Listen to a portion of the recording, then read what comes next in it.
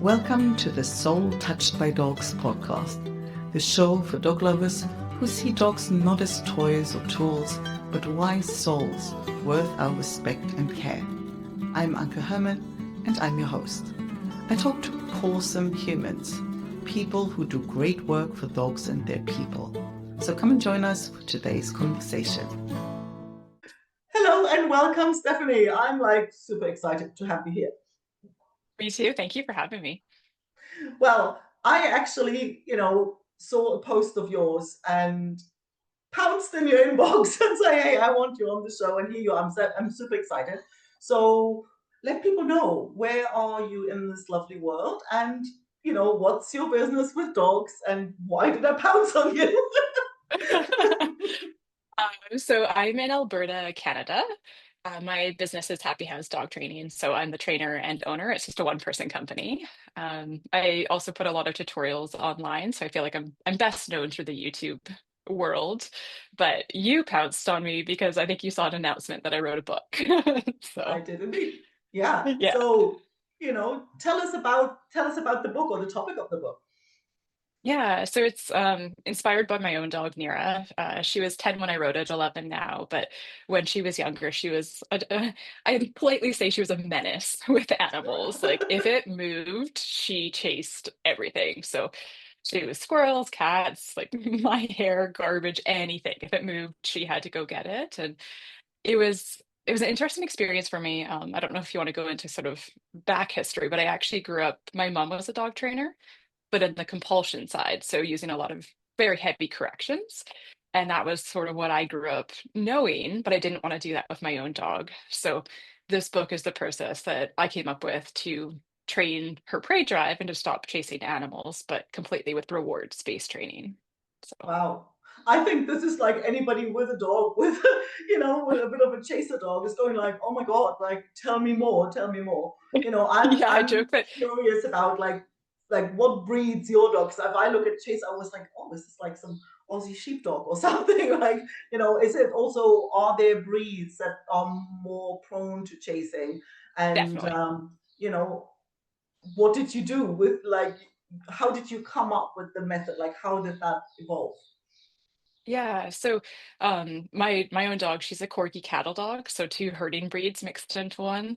I joke that as a puppy her name was Leave It because I was constantly being like, leave that alone, leave that alone. Like and it's one of those things too where, her chasing instincts is completely fair. We bred dogs, like especially herding breeds, to go after the animals that they see so they can motivate and move livestock. Like she's bred for this. But in my tiny condo in the city, it wasn't an ideal behavior. So that's why I always joke is like, understand why your dog acts the way they do. And I think that's why we also need to train it kindly because we asked our dogs to act like this back in the day. Throughout history, it's really helped us. But nowadays, especially with most of my clients living in a large city, like we now deem it a very undesirable behavior. Yeah, that's so true. And I mean, do you even think it's fair to bring, like, I'm still laughing at leave it. That's just so funny. Um, Yeah. so I mean, like, where do you suggest somebody starts? Like, if I have a dog who goes, I have one, she likes kind of, she's lovely with everyone as long as you're not a cat. Yeah, So yeah. there's I had cats a who cat at go home for at the that. time too, so that was also not ideal. Yeah. So you knew for sure that you didn't want to do it your mom's way, right? So what was the evolution of, like, what did you try first, and where was the first time that you go, "Oh, here's something else that might work"? So interesting, like I had a dog before Nera and he was a rescue. The shelter was actually going to euthanize him because he just had they called it extreme behavioral concerns. Like he wasn't fit for a home, but I took him on and I found it very, very interesting. Like he had separation anxiety and resource guarding. He was leash reactive. Like pretty much if there's the checklist of every behavior you can have, he had it. And that was my first experience of not wanting to use corrections to change anything because I loved that little dog so much. So he was kind of my first experience finding out that there was even other things. Zach George was my first kind of experience into the force free world, and then it went from there. But just realizing that, yeah, you actually can change behavior by giving a dog something that they want, like treats. And I think I had to realize the example I often give, and I hope it doesn't come across as rude, but I always say, like, if you don't use something properly, you can't expect it to work. So the analogy I often give is like, if you're holding a vacuum upside down, you can't expect it to clean your floors. And as somebody that started off in the correction-based world, I think the way that you usually do it is you set the dog up to fail so that there's something to correct, right? Like that's sort of the old school way of training.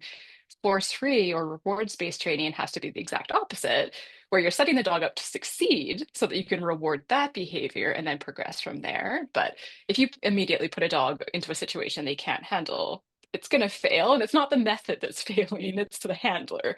So, That's so true. But actually, that brings up a really interesting point because uh, I don't try to indulge in the endless arguments like between mm, dog trainers, but yeah. there is always like the biggest pushback that I see that, force-free methods get is, yeah, but that doesn't work with a real tough case, right? And Yeah. I think most of the time I think they refer more to aggressive kind of behavior, but the chasing is a pretty tough one, I think. Yeah. So It's I think so it would instinctual for definitely, them. Yeah. yeah. So, how does one, if I'm now just even like imagining mine go after the cat, like where do I even start? Yeah. So I just, for my program, like the three things I say, there's three components, and you have to use all three if you want success. Is the first one, so management, preventing the behavior. So I had a cat at home when I was doing this training. And so I was using things like baby gates or closing doors just so she can't rehearse that fun behavior of going after the cat. Because we can talk more about like the prey drive sequence, but when they actually get to chase, and especially if they get to catch that animal, it's so rewarding. Like there's like a huge chemical cocktail that gets released that feels so good for the dog. But if we're talking about positive reinforcement, like that behavior, they rewarded themselves heavily. So I always tell people like the first thing if you want success is you have to find ways to stop that behavior. There's a lot of off-leash parks here. I would take her to when she was a puppy. We stopped temporarily going to those and just doing on-leash walks instead, stuff like that. And then we can go more into like depth about the training system. But again, it's that concept of like starting where your dog can be successful, building up a huge reward history, and then making it harder and harder. So my dog now can be 2 feet from a running squirrel and nothing. Like it's, but if you start trying to train there, you're gonna fail. And then I also suggest replacement outlets is what I call it. Some people would call it enrichment. It's kind of universal, but if you're going to take away something that a dog instinctually does, you do have to satisfy that behavior elsewhere. Like you can't expect your dog to not be a dog. You have to find ways to set them up where they I always say, like, let your dog be a little wolf for 10 to 20 minutes a day, and they're going to be so much happier. And a lot of people, I think, worry that if you offer games and toys that kind of mimic that predatory behavior, you're going to make it worse. But I always say it's like a prey drive battery where the more you offer outlets for it, the less need they have with real animals like squirrels. Yeah, that's interesting because I actually, years ago, I came across natural dog training with Kevin Behan. I don't know whether he's Mhm. in the US, but anyway, he, like, very similar to you, like, his dad was a dog trainer, very Yeah. much like the military or the like police dogs and, aversive, like the kind of stuff that they did in the 50s, right? And so he Yeah. watched his dad, and goes, no, there's something wrong here, there's something that theory doesn't add up, right? So he developed his method, which was very much based around the prey drive. He always called it its emotion, energy in motion. And so when Mhm. I had this one first, like the thing that he always said, like you need to give him something to bite into, right? Yes. And so it was literally that. It's that catch it, I got it, right? And to this Yeah. day, I don't carry even treats on the walk. I carry like a rope toy, Yeah. with a Yeah. big knot in it.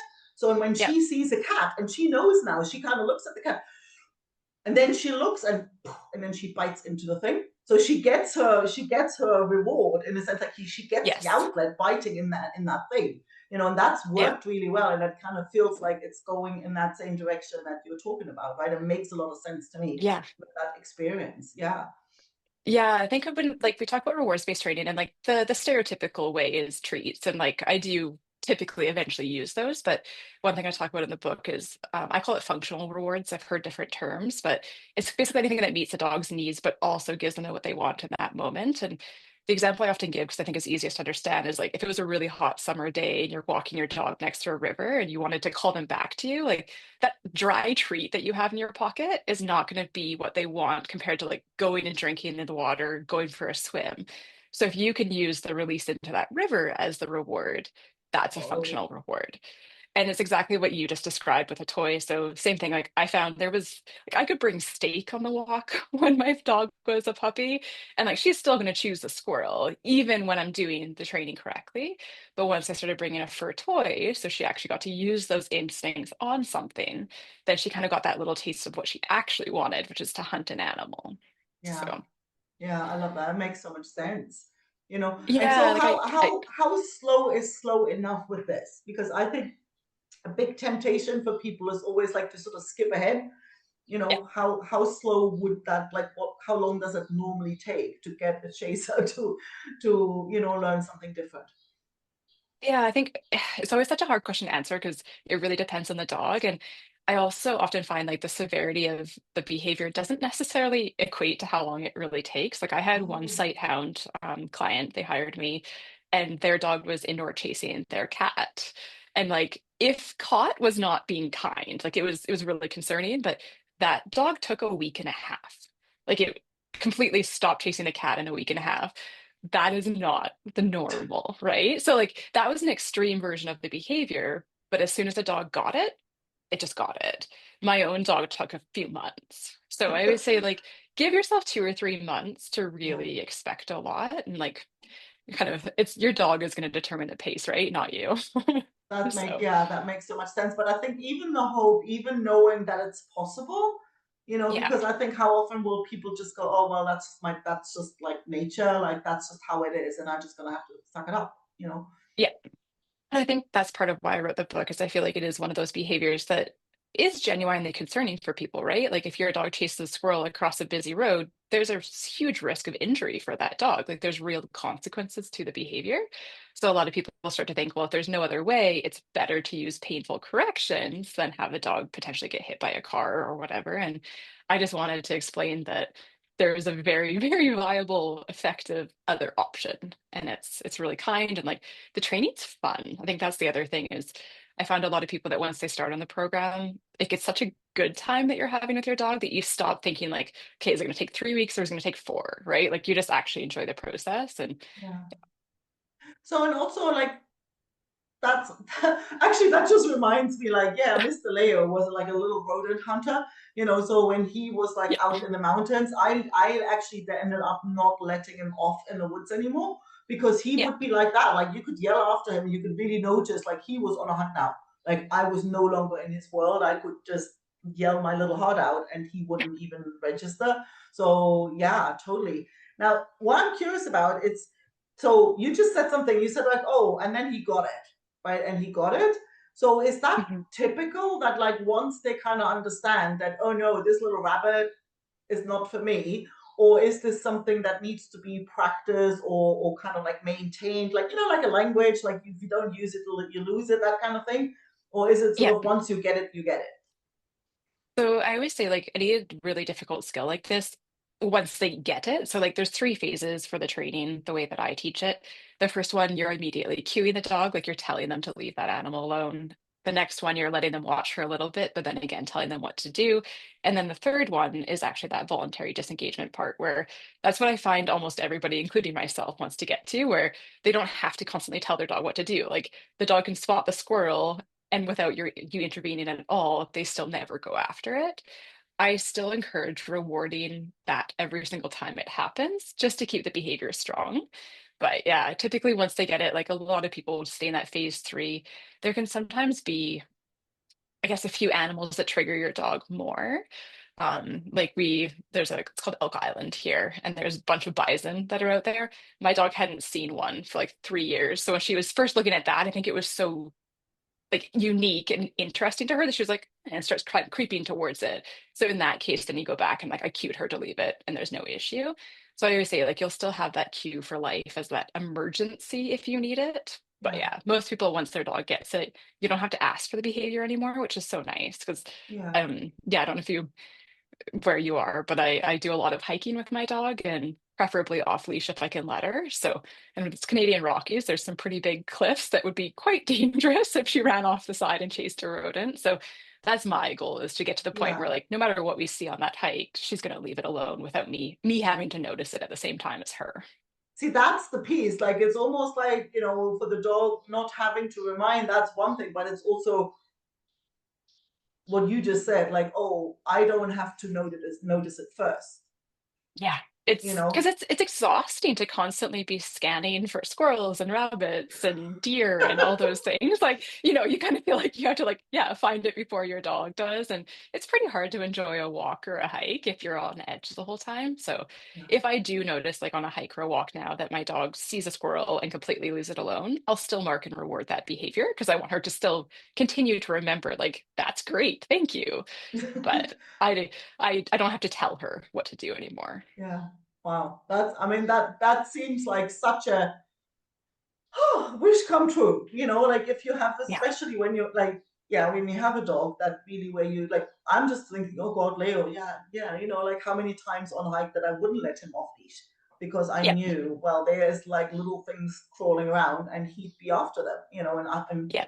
yeah, so it really makes the difference between, and so you obviously, we've chatted before, but what really struck me was, obviously you kind of discovered it on your own dog, then you tried it with a whole bunch of clients' dogs, and Yeah. now it's like somebody can actually buy the book and doesn't actually need your input. Like you can, like the book is Yeah. clear enough for people to follow the steps and actually, have a go at themselves and a good chance of actually figuring this out. How on earth did you Yeah. manage to do that? Like, Yeah, I that's kind of such joke that a this difficult task.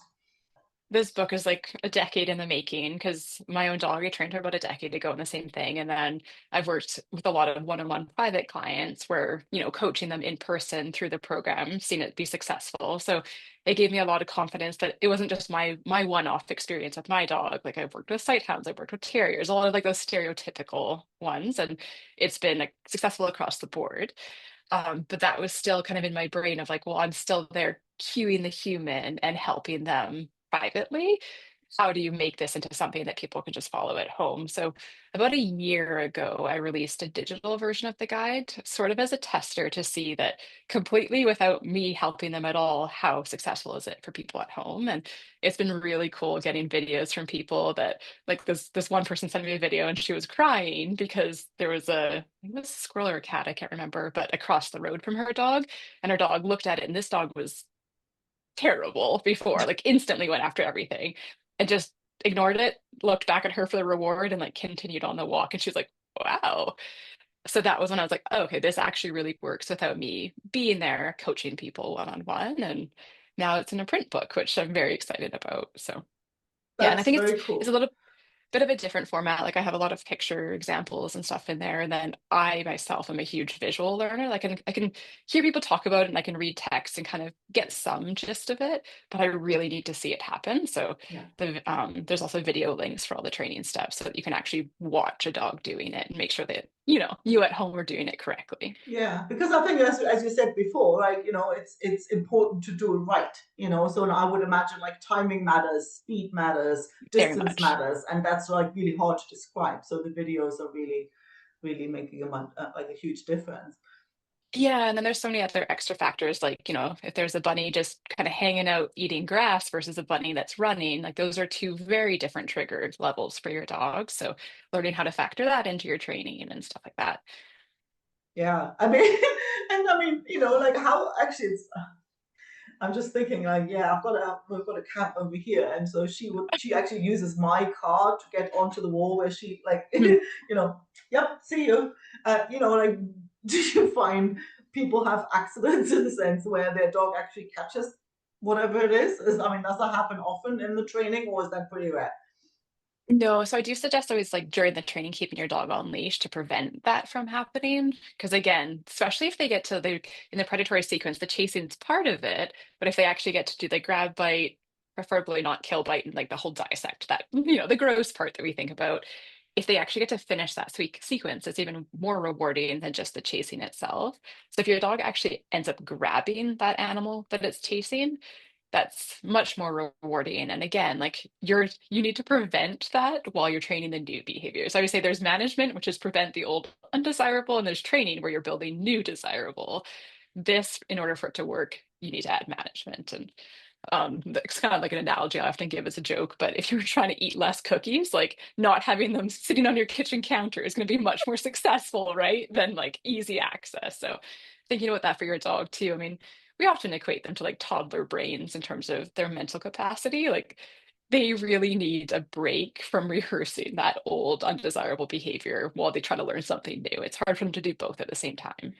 Yeah. I mean, like we are too, right? It's not really that different. So Yeah, like for habit building, right? Like we really, really need to be sometimes taken out of that context where yeah. we'll say unsuccessful. Yeah. No, I mean, if you look at the cookie example, like your first step is stop bloody buying them, right? Yes, If you yeah, don't have them in the house, like, that's much easier managed than if yeah. you have the cookie jar right here. So where can people go and get the book and, find out more about you and your work and connect with you? Yeah. Where are we going to send them? Um, so different place. So I'd say like my website's happyhoundsdogtraining.ca. All the links are there. That might be the easiest. They also have links on my YouTube channel. So that one's Happy Hounds Dog Training as well. And then also right now the print book's available on Amazon. I am in the works of trying to get it through more distributors, but Amazon, unsurprisingly, is just the fastest to set up. So currently that's the only spot it's for sale, but there will be more as well. Awesome. Well, I'm going to just go get it. It's like, hope it's available in Spain already, because sometimes it like that takes a while to trickle around. But Yeah, I've seen a few places, like I think Australia is still pending and there's a few countries, but it's yeah, it's it's making its way worldwide now, which is really awesome. exciting, actually. Yeah, I love it. I love it. And it's such a big problem for so many people, and so many dogs are having less freedom or less Mhm. independence because, if we can't trust them not to go after, whatever's Yeah. across the street or wherever, then it just makes everybody's world so much smaller. So thank you for writing the book and thank you for coming on the show to talk about it. Yeah, thank you for having me. Thanks so much for listening. If you enjoyed the episode, don't forget to subscribe and leave a review so other dog lovers can find the show. If you haven't already, head over to soultouchedbydogs.com and sign up for weekly doggy cuteness, tips, recommendations, and personal stories to warm your dog-loving heart. And if you know a awesome human you think I should interview, I'd love an introduction. Email me at Anke, that's ANKE, @soultouchedbydogs.com.